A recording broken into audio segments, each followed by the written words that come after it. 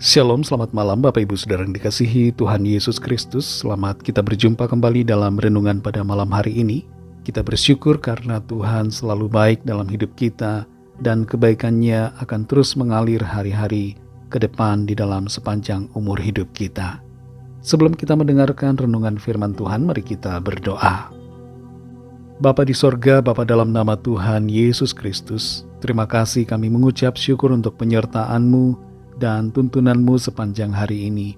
Tuhan sudah menolong kami dalam segala aktivitas dan tugas pekerjaan kami. Kembali saat ini kami mau mendengar kebenaran firman-Mu. Urapi kami Tuhan supaya kami mengerti dan mentaati akan setiap kehendak-Mu. Dalam nama Tuhan Yesus kami berdoa. Haleluya. Amin. Saudara yang dikasih Tuhan, ayat firman Tuhan saat ini terdapat dalam kitab Bilangan pasal 25 ayat 1-2. Tertulis demikian. Sementara Israel tinggal di Sitim, mulailah bangsa itu berzina dengan perempuan-perempuan Moab. Perempuan-perempuan ini mengajak bangsa itu ke korban sembelihan bagi Allah mereka. Lalu bangsa itu turut makan dari korban itu dan menyembah Allah orang-orang itu. Saudara yang dikasih Tuhan, dosa merusak berkat Tuhan. Tidak ada yang dapat menghalangi berkat Tuhan dalam hidup kita kecuali dosa. Rancangan Tuhan bagi saudara dan saya adalah rancangan berkat. Tapi ada syarat dan ketentuannya, yaitu kita harus berlaku setia kepada Tuhan. Berkat Tuhan bukan bicara hanya materi di dunia ini, tapi berkat sejati adalah keselamatan dan hidup kekal di dalam surga yang disediakannya bagi kita. Kita perhatikan dalam Bilangan 25 ayat 1-2 ini, sementara Israel tinggal di Sitim, mulailah bangsa itu berzina dengan perempuan-perempuan Moab. Perempuan-perempuan ini mengajak bangsa itu ke korban sembelihan bagi Allah mereka. Lalu bangsa itu turut makan dari korban itu dan menyembah Allah orang-orang itu. Bangsa Israel pada waktu itu sedang berada di ambang tanah perjanjian. Sudah begitu dekat dengan tanah yang dijanjikan Tuhan. Setelah perjalanan panjang melewati padang gurun, mereka sebenarnya selangkah lagi dari penggenapan janji Tuhan. Tapi disinilah, di titik ini justru mereka jatuh ke dalam dosa. Mereka berzina, bercampur dengan perempuan Moab, menyembah berhala dan meninggalkan Tuhan. Di beberapa pasal sebelumnya kita membaca dan memperhatikan bagaimana Raja Moab yang bernama Balak meminta Bileam untuk mengutuki Israel. Tapi Tuhan menaruhkan ucapan berkat ke dalam mulut Bileam sehingga ia bukan menyerapah tapi memberkati Israel. Balak kemudian marah kepada Bileam. Tapi kemudian walaupun tidak tertulis secara eksplisit, Bileam memberikan saran kepada Balak untuk membuat Israel jatuh ke dalam dosa agar mereka kehilangan berkat Tuhan. Caranya adalah dengan membuat mereka jatuh ke dalam perzinahan dengan perempuan-perempuan Moab dan kemudian terseret ke dalam penyembahan berhala Moab, yaitu Baal Peor. Strategi dari Bileam berhasil. Bangsa Israel jatuh ke dalam dosa perzinahan dan meninggalkan Tuhan. Dosa yang mereka lakukan bukanlah sekedar pelanggaran aturan, tapi dosa yang mereka lakukan merupakan pengkhianatan terhadap kasih Tuhan yang telah membebaskan mereka dari Mesir, yang memelihara mereka selama puluhan tahun, dan yang berjanji kepada mereka untuk memberikan tanah perjanjian. Seringkali saudara, godaan dosa datang bukan dengan hal-hal yang kelihatannya mengancam, tapi dosa datang dengan hal-hal yang menggoda hawa nafsu kita. Dan disinilah justru kita harus berhati-hati. Sebab godaan-godaan dosa yang kelihatannya menarik justru akan membuat kita merusak rancangan berkat Tuhan. Jangan pernah pandang enteng dosa sekecil apapun. Karena dosa selalu punya konsekuensi. Dosa itu merusak berkat yang Tuhan sudah siapkan.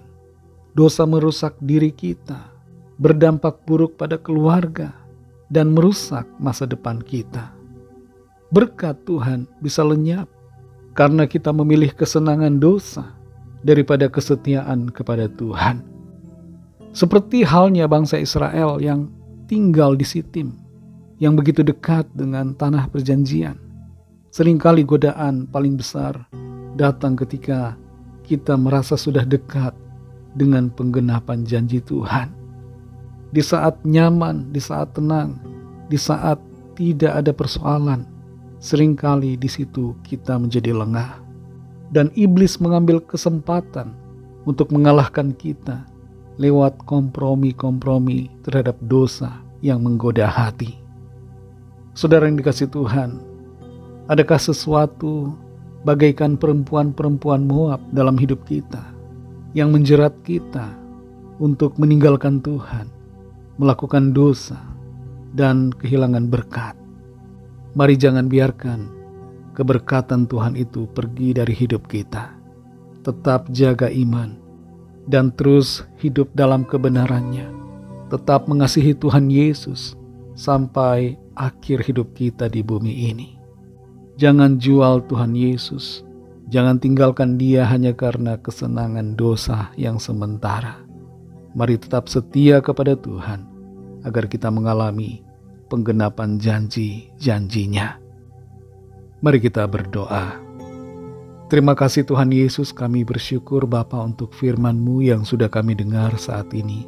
Firman-Mu yang kembali meneguhkan hati kami untuk selalu setia kepadamu di tengah situasi dunia yang penuh dengan godaan dan tawaran-tawaran yang kelihatannya begitu menyenangkan. Kuatkan kami selalu Tuhan, supaya kami tidak lengah, tidak menjadi lemah, tapi selalu kuat di dalam Tuhan.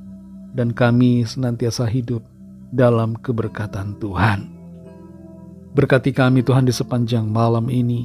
Berikan kami tidur yang nyenyak dan bangunkan besok pagi dengan kekuatan baru. Lindungi kami dengan kuasa-Mu dan naungi kami dengan kasih-Mu.